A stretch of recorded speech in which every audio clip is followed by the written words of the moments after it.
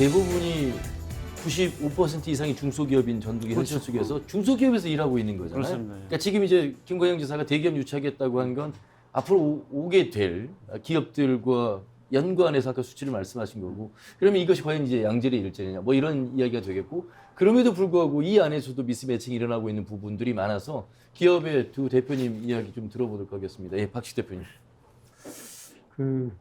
이제 말씀을 들었는데 과연 양질의 일자리가 연봉을 많이 주는 게 양질인지, 연봉은 다소 적어도 정년이 보장된 게 양질의 일자리인지, 아니면 좀 더 연봉이 더 낮아도 삶이 행복하면 양질의 일자리는 저는 잘 모르겠어요. 연봉이 높고 정년이 네, 부정되는 그건 안정적인 일자리까지. 그런 회사 있으면 저도 취직하고 싶어요. 근데 그냥 그 논란 속에 저도 우리 직원들한테는 굉장히 미안해요. 왜 미안하냐면 뭐 예를 들어 현대차, 삼성, 뭐 LG 이런 초인류 기업들은 대기업 또는 신입 초봉이 우리 중소기업들하고 거의 3배? 2배, 3배의 기본 차이가 나거든요. 그러면 그 전 젊은 친구들이 다 현대, 삼성을 가면 좋은데 그건 또 한계가 있단 말이에요. 그러면 또 한편으로는 제가 지금 우리 비전대학교 20년 동안 강의하고 있거든요. 겸임교수를 맡아서 강의를 하고 있거든요. 학생들도 많이 우리 회사에도 와 있고 취직도 시키고 하는데, 과연 저는 다 솔직한 얘기를 해요. 너희들이 그러면 삼성, 뭐 현대 부러워하지 말고 너희들 역량이 삼성, 현대 가려고 노력을 한번 해봤냐. 솔직한 얘기를 합니다. 학생들한테. 그러고 난 다음에 부러워해라. 안 그러면 삼성, 현대만 있는 게 아니고 그것은 내가 어떻게 보면 좋은 직장이다. 좋은 직장을 가질래? 좋은 직업을 가질래? 좋은 직업은 정년이 없다. 거기는 수많은 그 성공가들이 많이 나오고, 예를 들어 백종원도 좋은 직장이 아니잖아요. 좋은 직업을 가지고 최고의 요리사가 됐잖아요. 그렇지만 삼성이나 현대를 가면 그 좋은 직장이라고 하는 데는 반드시 때가 되면 아무리 능력이 좋아도 정년을 하게 된다. 50대 후반, 아니 60 가까이에서. 그게 과연 좋은 일자리냐라고 가지고 친구들하고 많이 논란도 하고 해요. 그러는데 그럼 왜 우리 회사는 그 서울에 있는 그 초인류 기업들만큼의 연봉에 대등 수준은 못 되지만 최소한 왜 60, 70% 이상은 못 줄까? 이렇게 노력을 하는데. 그러죠? 근데 이유를 보니까 우리 중소기업을 운영을 하면서 아무리 사업을 하고 열심히 뛰어도 그 영업 이익률이 낮아요. 근데 대기업은 초고액 연봉자들을 수만 명을 거두면서도 순이익이 몇 조가 나고 몇십 조가 나더라고요. 그럼 거기에 파생되어 있는 중소기업들은 수많은 중소기업들이 현대차, 삼성, LG 다 포진되고 있잖아요. 왜 그런 데는 연봉이 반절도 안 되는데 왜 삶이 이렇게 팍팍할까? 아까 그 말씀은 선순환 구조 있죠. 예를 들어 낙수효과라고 하나요?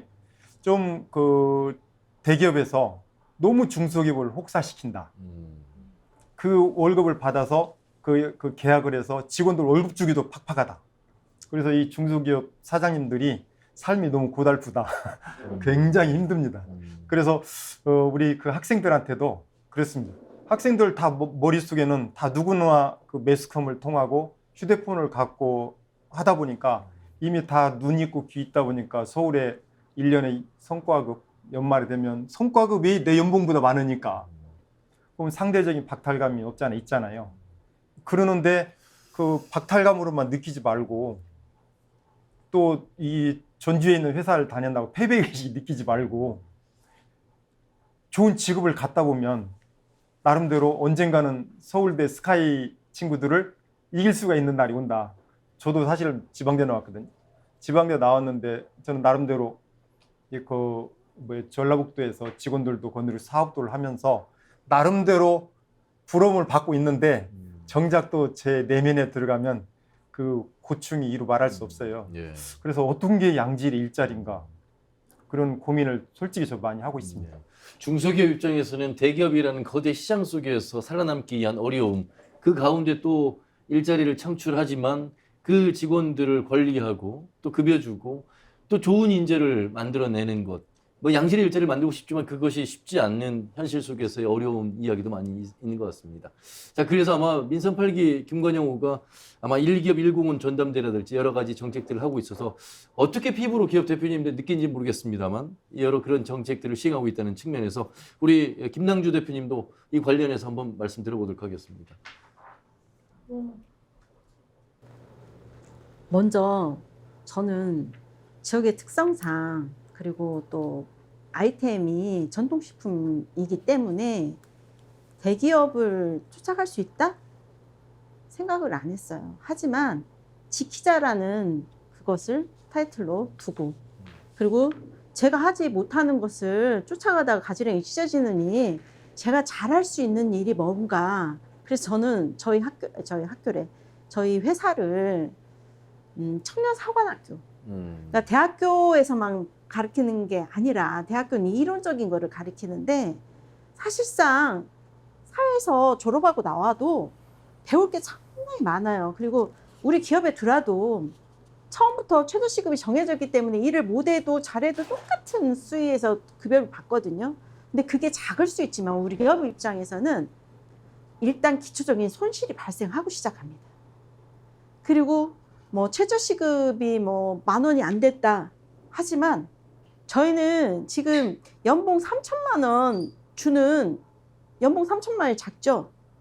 계산을 시급으로 따지면 28,000원을 저희가 주고 있습니다. 기업에서.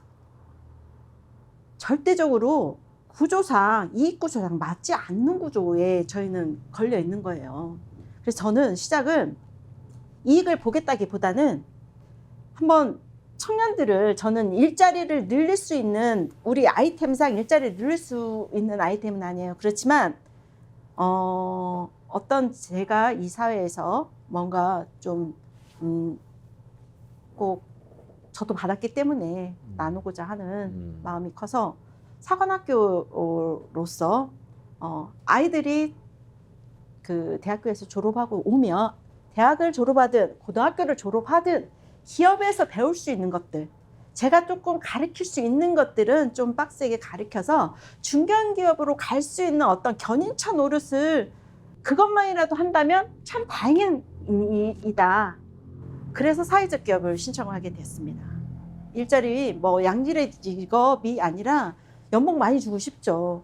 근데 밤새고 날을 새고 맨날 며칠 1년 365일을 날 새고 일을 한다 쳐도 연봉을 맞춰줄 수가 없어요. 진짜로 가슴 아프죠.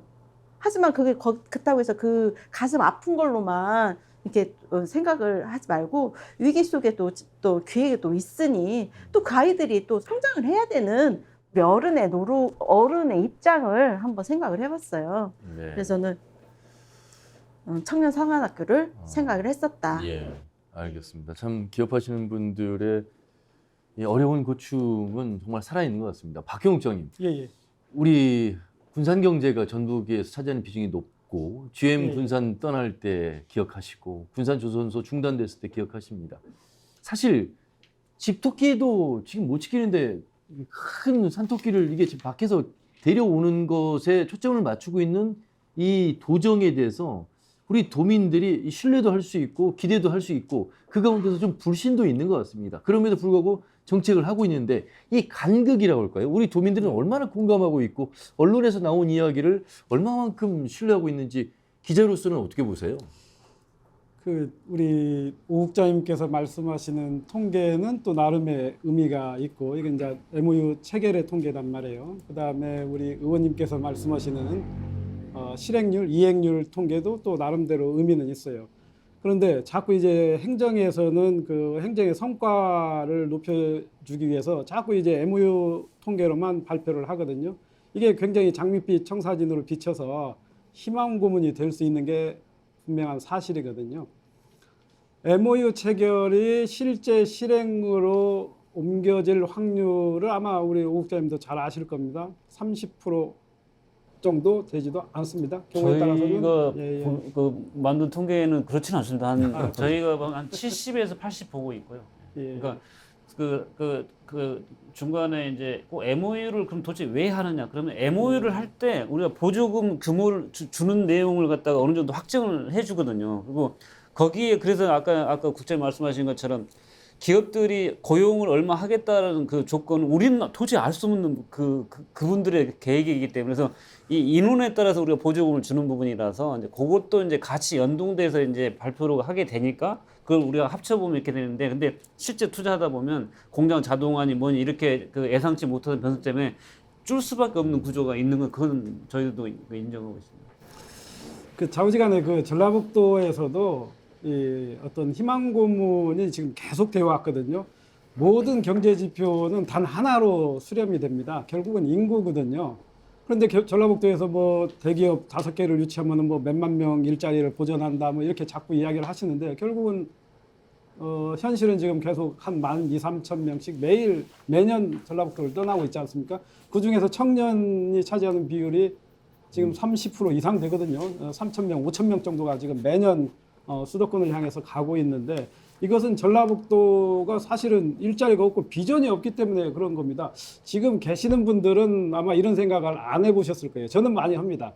내가 일자리를 잃게 되면 어떻게 되나 무엇을 할까 이 생각을 안 해보셨을 텐데 저는 해봤어요. 많이 해보셨어요? 결론이 뭐가 나오는가요? 글쎄요, 방법이 없더라고요. 저도 가볼까? 네, 저도 방법이 없고 통닭집을 해야 하려나 커피숍을 해야 하려나 그것도 굉장히 돈이 많이 들지 않습니까? 저는 할 것이 하나도 없어요. 자영업밖에 없다. 자영업도 할 수가 없는 거죠. 할 수가 없다. 자영업도 한 업종을 선택해서 했다가 말아먹으면 최소한 5천만 원, 1억은 공중에 분해가 되거든요.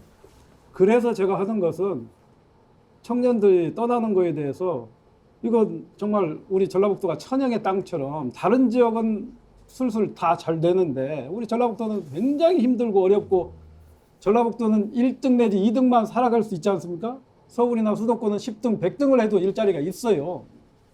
이런 천영의 땅에서 저도 청년들이 수도권에 올라가는 거에 대해서 누가 누구를 돌을 던질 수 있겠습니까? 예.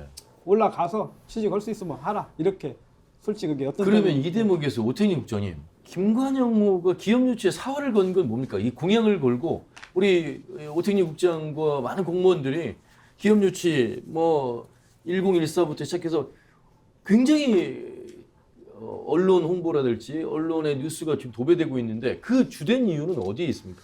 그가 아마 우리가 이제 경제를 운영할 때 이제 모든 아까 양질의 일자리 뭐 이렇게 말씀하신 그 근저는 다시 이야기해 보면 우리도 잘 살고 싶다는 사실 이런 욕구가 있는 것이고 잘 산다는 개념은 다시 이야기하면 우리가 그 지역에서 그 생산하는 어떤 그 GRDP 개념을 봤을 때 어떤 그 산업적으로 그 성숙도가 있고 막 그런 개념일 겁니다. 근데 아까 말씀하신 것처럼 그렇지만 우리 현실은 우리의 그 제조업 비율은 이제 그 전국 평균에 비해서 한 4% 정도 언더에 있고 그만큼 그 청년들이 갈 기업들이 없다는 이야기가 되는 것이고 그 기업들이 없으니까 이제 청년들이 이제 밖으로 빠져나가고 그렇다고 치면 이 4%를 어떻게 극복할 것이냐 이제 이게 이제 우리의 과제라고 할 수가 있고요. 그렇게 본다고 치면 아까 답을 주신 것처럼 있는 그 소위 집토끼 기업들이 매출을 늘릴 수 있도록 저희가 R&D 지원한다든가 뭐 어떤 마케팅 지원한다든가 아니면 뭐 온라인 뭐 어떤 그런 그 지원 수단을 통해 가지고 기업들이 좀 그 더 일어설 수 있도록 도와주는 그런 사업 트랙이 하나가 있고 또 하나 같은 경우는 외부에서 그 좋은 일자리를 만들 수 있는 여력이 있는 기업들을 우리한테 끌어오면 기존에 있는 데서 그 일자리를 낼 수 있는 그 매출을 늘려서 그 종업을 더 투입하는 이런 구조 플러스 밖에서 아예 일자리를 통으로 갖고 와가지고 여기 일자리를 넣게 하면 청년들도 여기서 더 들어갈 수 있는 기업들이 있으니까 이탈하지 않고 그다음에 우리 거기 안에 관련돼 가지고 기업들도 나름대로는 그 제조 평균 정도의 임금을 받을 수 있는 그런 기업들 위주로 재편은 된다고 치면 그게 양질 일자리에 연결된다는 것이라서 저희들은 이제 그렇게 기업 유치 사활을 거는 것이고요. 그래서 저희 목표는 간단합니다. 제조업의 4% 간극을 정확하게는 3.9%인데 4% 간극을 어떻게 할 것이냐. 가장 효과적인 것은 일자리가 함께 딸려오는 좋은 기업 유치하는 거. 그 저희들도 사실은 이렇게 말씀드리면 조금 너무 적나라하지만 뭐 저는 기업 유치 안 해와도 월급을 똑같이 받거든요. 그렇지만 이런 기업들을 데리고 오기 위해서 그 가가지고 그 기업들을 이쪽으로 끌어올려면 이 사람들도 다 주판 튕기고 있는 사람인데 웬만해서는 우리가 도대체 어떤 조건을 나한테 줄 것이냐라고 이제 해서 막 그 프로포즈를 내지 않습니까? 내면서 이제 그 영혼을 팔면서 영혼을 갈아 넣어가지고 이거 와 주시라 뭐 이렇게 이제 이런 그 노력들이 쌓여가지고 이제 그런 결과를 내는 것이고 그 저희도 인정합니다. 아직 갈 길이 멀고 그리고 지금 이 정도 우리가 만족한다는 말씀도 아니고 그리고 이것이 우리가 지금까지의 그 우리 지역을 활성화시키고 경제를 더 볼륨을 키우고 기업들을 더 그 기업 활동하기 좋게 만드는 이런 모든 것들은 결론적으로 일자리 문제로 연결될 수밖에 없고 그 일자리는 다시 제조업 볼륨을 키워가는 걸로 이제 지표가 나타날 수밖에 없고 제조업이 언젠가 전국 평균을 딱 찍는 그 순간에 우리는 그 상당히 주위에 보면 양질의 일자리 상당히 많을 거라는 그런 희망과 확신을 갖고 저희들은 여기에 올인하고 있다라고 말씀드립니다. 제가 딱 한마디만 짧게 말씀드리면요. 지금 물론 이제 공직자들이 굉장히 열심히 일을 해요. 그런데 뭐가 문제냐면은 사실은 공직자들은 뭐 평생 직장이 보장이 되지 않습니까? 일자리를 놓을 수 있다라는 그런 생각을 전혀 해보질 않아요. 절박함이 없어요. 절박함이 없는 진짜 자기 일자리는 평생에 보장된 사람들이 너무 일자리를 위해서 얼마나 절박하게 노력할 것이냐. 이게 참 딜레마죠. 아유 그렇게 말씀을 저희 서운한데. 아니, 이게 진짜로 딜레마이고. 저희들은 그래서 이제, 저는 예. 차라리 진짜 일자리 과장이나 일자리의 주무부서에 있는 사람은 나는 진짜 노숙자 한번 과장이나 다른 사람을 모셔와서 절박해야 답이 나오지 현장에 가고 이런 쪽으로 가고 해서 답이 나오지 않아요. 절대 절박해야 승리할 수 있어요. 저희도 충분히 절박하고요. 저희가 소위 그 정년이 보장돼 있기 때문에 그냥 대충 하고 그렇게 문화가 현재 문화가 그렇지는 않습니다.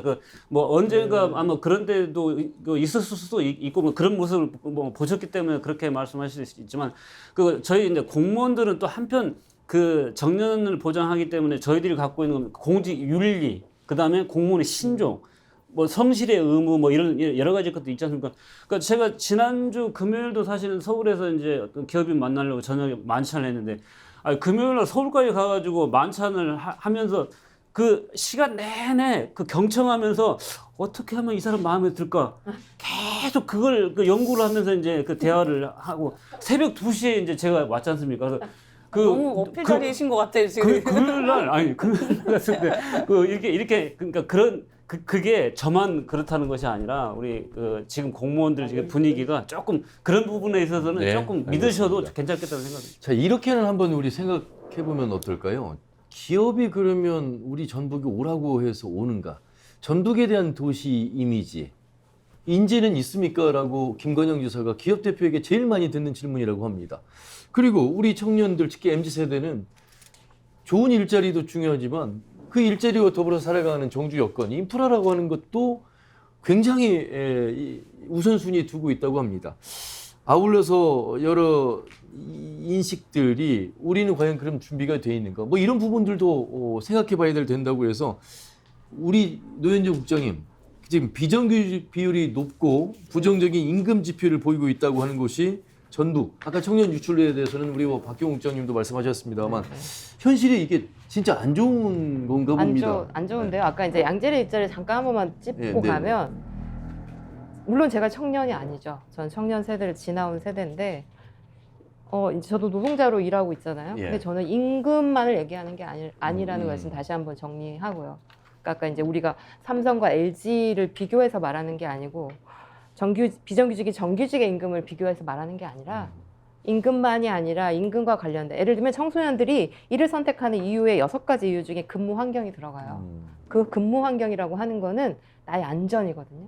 내가 안전하게 일할 수 있다는 거는 산재를 포함한 이 공간 안에서의 내가 이 사람과의 관계 속에 내가 안전하냐라고 하는 게 1번이라는 거예요. 그래서 그것이 이제 양질의 일자리로 말씀을 드린 거였고, 이제 금방 말씀하신 거는 일단 전라북도가 비정규직이 계속 조금씩 늘어나죠. 이게 작년 기준으로는 제가 알기로 한 40% 정도가 돼요.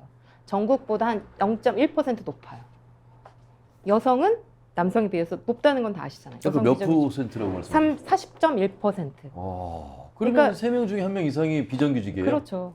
그리고 어. 전국에 비해서도 조금 높고 갈수록 이 숫자는 물론 이제 작년에 비해서 이게 통계청이 내는 지역별 고용조사의 원자료를 재가공하기 때문에 약간의 이제 오차는 발생하겠지만 재작년 22년보다는 조금 감소하긴 했지만 약간 30% 하반, 그러니까 39, 40 이 정도의 비중을 계속 유지해 오고 있는 거예요. 그러니까 이제 일자리는 창출되고 있지만 여전히 우리 지역에 살고 있는 많은 대부분의 노동자들은 비정규직으로 일하고 있다라고 하는 거고, 이제 비정규직 중에서도 비정규직 포함한 단시간 노동자도 굉장히 많이 증가하고 있어요. 그것을 우리는 취약 노동자라고 표현하거든요. 그런 노동자의 비중도 굉장히 많이 늘어나고 있는 상황이다. 뭐 우리 지역만은 그렇지는 않아요. 많은 지역들이 많이 이렇게 증가하고 있긴 하지만 특히 이제 우리 지역에서 그런 비중들이 높아지는 거는 정말 많이 살펴봐야 되는 문제인 것 같아요. 그리고 또 네. 한 가지 이제 국장님이 굉장히 이제 아까 뭐 1인 1 공무원 제도 뭐 이런 거 보면서 저는 굉장히 놀라웠어요. 어떻게 1기업을 한 명의 공무원이 책임해서 그걸 할 수 있나. 정말 영혼을 갈아 넣는다고 아까 말씀하셨잖아요. 영혼을 갈아 넣으시는 거죠. 저는 그 굉장히 어렵다고 생각하거든요. 근데 저는 이제 지역의 일자리 문제를 지방정부가 해결할 수 없다고 생각해요. 이거는 중앙과 같이 고민해서 고민을 해야지 지역에서 아무리 얘기해봤자 금방 말씀하신 대로 저출생의 고령화. 우리 지역은 계속 인구가 줄어들고 있어요.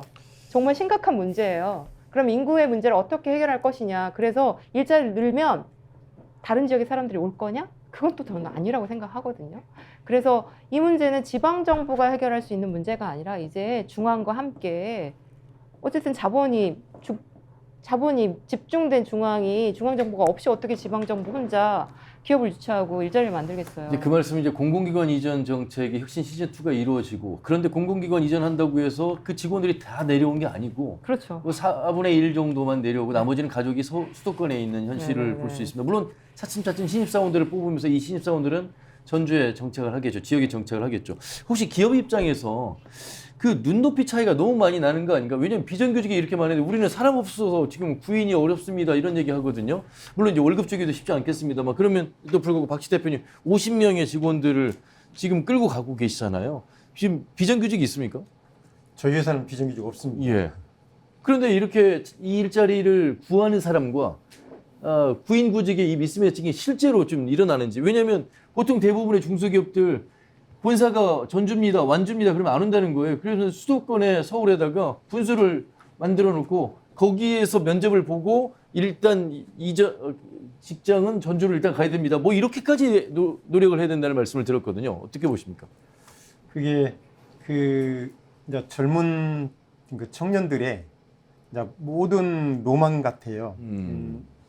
왜 머리가 좋은 친구들이, 소위 말하는 괜찮은 친구들이 왜 전주에 있지? 그게 좀 이상할 정도로 지금 느껴지는 거죠. 왜 얘들이 전주에 있을까? 뭐가 성격적으로 무슨 문제가 있나? 하물며 이런 생각까지도 들어요. 근데 또 하물며 우여곡절 그때 젊은 친구들을 회사에 이제 입사를 시키면 그 친구들은 꿈이 뭘까요? 이 중소기업에 와서 꿈이 어떤 걸까요? 이직? 설마? 그렇죠. 여기서 우선 네. 거쳐가는 곳, 네. 여기서 경력 쌓고 좀 더 나은 일자리가 나오면 언제든지 갈. 그런데 또 그런 친구들을 데리고 있는 중소기업 사장님들은 얼마나 고통일까요? 매일매일 하루하루가. 그러죠. 그러니까 오히려 중소기업에서는 좀 리얼하게 얘기를 하면 오히려 꿈이 없는 친구들 데려오는 것이 한 방법일 수 있겠다. 왜 이직률이 없으니까. 솔직한 마음이에요. 예. 그래서 이게 비단 이제 기업을 운영하는 사람으로서 너무 우리보다 잘난 회사들하고 비교할 대상도 아니고, 또 그마저도 서울이 싫어서 또 일부는 전북에 정착하는 이 친구들을 어떻게 하면 좀 양질 일자리를 제공을 하고 뭔가 좀 삶이 좀 재밌게 해줄까, 회사에서 이런 고민도 좀 많이도 하고 있는 시점입니다. 아까 이제 말씀하셨을 때 삼성, LG와 중소기업 막 비교하시면서 어려움 고충하셨잖아요. 근데 네. 사실 저도 어떤 방법이 있다고 말할 수는 없지만 중앙정부가 개입해야 된다는 이유 중에 하나는 그거거든요. 대기업과 중소기업의 유계관계를 중앙정부만이 바꿔낼 수 있다라고 저는 생각하거든요. 그래서 중앙정부가 이것을 개입해주지 않으면 이거는 계속 똑같이 돌아갈 거거든요. 그래서 저는 중앙정부가 이제는 개입해줘야 된다라고 말씀을 드리고 싶어요. 우리 도민들마저도 지방에 있는 기업.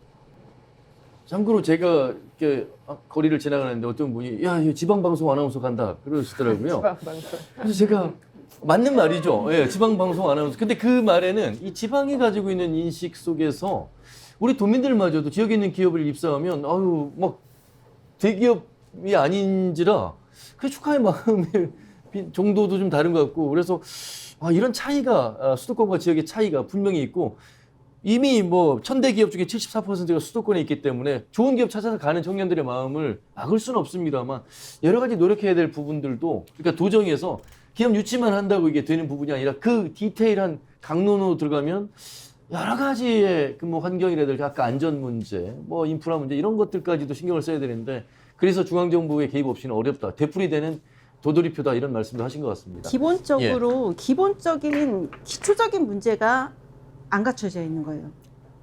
최저시급을 우리는 우리 사정에 맞는 시급으로 운영이 돼야 이익이 나서 이익이 난 만큼의 어떤 또 다른 사업을 전개하고 가고 하는데 이익이 나지 않는 구조로 그냥 딱 국가에서 정해진 시급으로 우리는 막 줘야 돼요. 그럼 적자예요. 정말 진짜 나쁜 짓을 도둑질 않고서는 정말 식품업에서는 도둑질 않고서는 이거를 이익 구조를 낼 수가 없어요.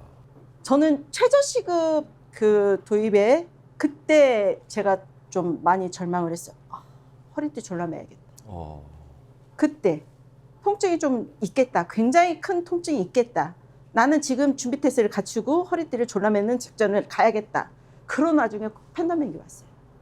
그때 그나마 허리띠를 주르고 있는 와중에 팬데믹이 와서 좀 출혈이 조금 저는 줄었다고 하는데 매달 2,500, 3,000씩 적자를 받습니다.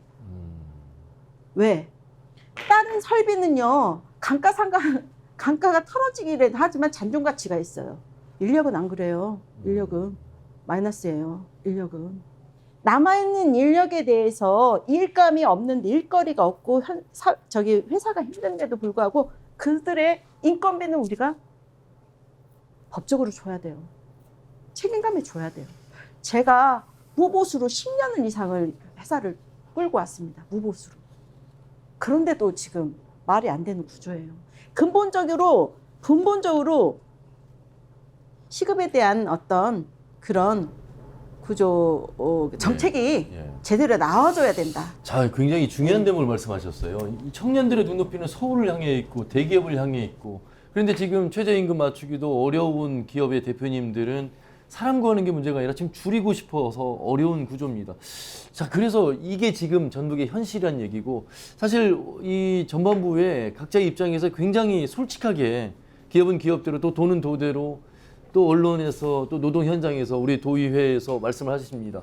어떠세요, 손한희 의원님? 지금 이게 지금 현 주소로 지금 단순한 문제가 아닌 거예요, 그렇죠? 그렇죠. 이제 생활임금이 처음 도입됐을 때 제가 전주시의회 생활임금위원회였는데 그때 이제 기업 대표나 이렇게 다 오셨어요.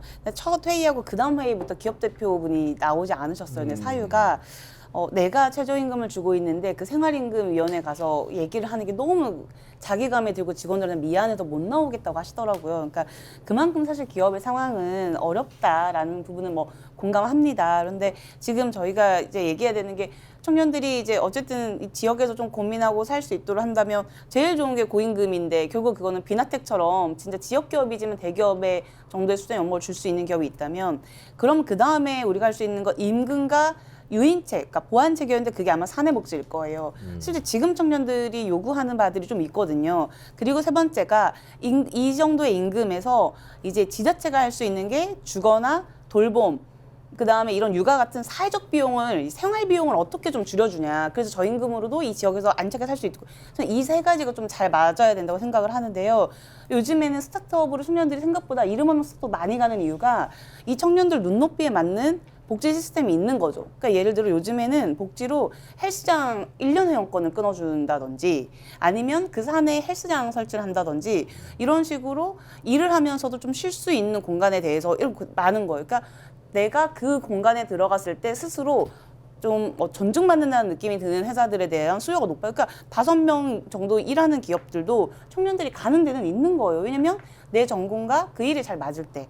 이제 그럴 수도 있는데 지금 전반적으로 저는 청년 중심의 이제 기업이나 일자리 정책이 사실은 부재한 상황에서 대상만 청년으로 가고 있다 보니 이 기업이 뽑고 싶은 거와 여러 가지가 맞지 않는 거죠. 그러니까 미스매치가 날 수밖에 없는 정부 정책을 지자체는 매칭을 해서 수행해야 되니 굉장히 난감한 상황이고 실제 그 현장에서 청년들은 1년 단위로, 2년 단위로 이제 계약이 계속 바뀌는 상황도 또 생기기도 해요. 처음에 청년 내일 채용 공제가 굉장히 좋은 사업이었어요. 5대5로 매칭해서 지원해 주니. 근데 도내에서는 처음 시행했을 때 규제가 기업 규제가 좀 높다 보니까 청년 내일 채용 공제를 할 수 있는 기업들이 생각보다 너무 없었어요. 그러니까 너무 지원을 받고 싶어도 못 받는 청년들이 좀 많았고 전라북도의 좀 특징이 전북 특별자치도의 특징이 뭐냐면 대기업이나 이런 중견기업 빼고는요 대부분 저희가 굉장히 이제 10인 미만 기업도 많잖아요. 그러니 채용 자체가 지인이나 가족이나 이렇게 채용되는 경우가 많아요. 또 이제 그런 관계 안에서 채용되는 현황들도 좀 있기 때문에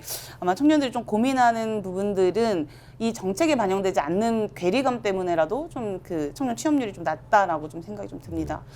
네. 정책적으로 청년 지원 사업이나 어떤 중장년 지원 사업이나 네. 그리고 전라북도에서 어떤 그 기업에 지원하는 제도들이 만족하냐, 어떠냐 점수를 주자면 저는 만족합니다.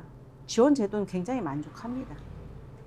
무엇을 행정에서는 진짜 걸어다니는 서비스 정말 사업하기 좋은 시대에 살고는 있어요. 뭐 이 행정공무원들이 잘못돼서 지금 이렇게 어려움을 겪는 게 아니다라고 보거든요. 무엇을 도와드릴까요? 진짜 1대1 매칭 해가지고 기업을 찾아가는 서비스까지 해도 굉장히 혁신적이었어요. 그러나 기업에 맞는 지원이 안 맞는 거죠. 그러니까 경제는 힘들어 죽겠는데 야, 너 R&D 해. 나 R&D 하고 싶을 때는 지원이 없었어. 근데 지금 R&D를 지원을 준다 하더라도 친구들이 없어. 그리고 연구개발을 할 친구도 없고 또 연구개발을 할 친구들이 좀 사업비를 땄는데 그때 그 친구들이 있는데 그 친구들이 그냥 순식간에 이직해 버려. 그러면은 사실은 국가도 손해, 기업도 손해. 사실은 청년들도 손해거든. 이게 손해보는 이 구조에 이게 계속 이루어지고 있다. 그리고 인력에 대한 지원 서비스 많습니다. 좋았어. 우리 군산에 GM대우 떠났을 때 산업위기 지역이라고 해가지고 지원제도가 있었습니다. 저 안 받았습니다. 지원해주는데 왜 안 받냐? 거기서 차별이 이루어졌어요. 예를 들어서 쉬게 해라. 쉬면서 월급의 80%를 90%를 지원을 내줬어요. 근데 누구는 100% 일하고 100% 월급을 받는데 누구는 쉬면서 80% 90% 준다? 이건 안 맞는 구조예요. 안 맞는 거예요. 그리고 청년에 대한 지원을 인센티브를 줘가지고 줘요. 도입을 시켜요. 줍니다. 저도 해봤습니다. 지금은 한 3, 4년 지원금을 전혀 받지 않아요. 있음에도 불구하고 찾지도 않고 받으려 하지도 않습니다. 왜? 남아있는 직원들한테 똑같이 주려면 진짜 회사 입장에서는 지원내는 그 금액보다 더 추가적인 전체적인 직원한테 똑같이 인센티브를 줘야 되는데 그러지 못하는 그 통증 때문에 누구한테 편적으로 어떤 청년 하나를 유입하기 위해서 중장년 하나 유입하기 위해서 그 제도를 유입하면 한 사람 때문에 10명, 15명을 똑같이 상향을 시켜줘야 된다는 거죠.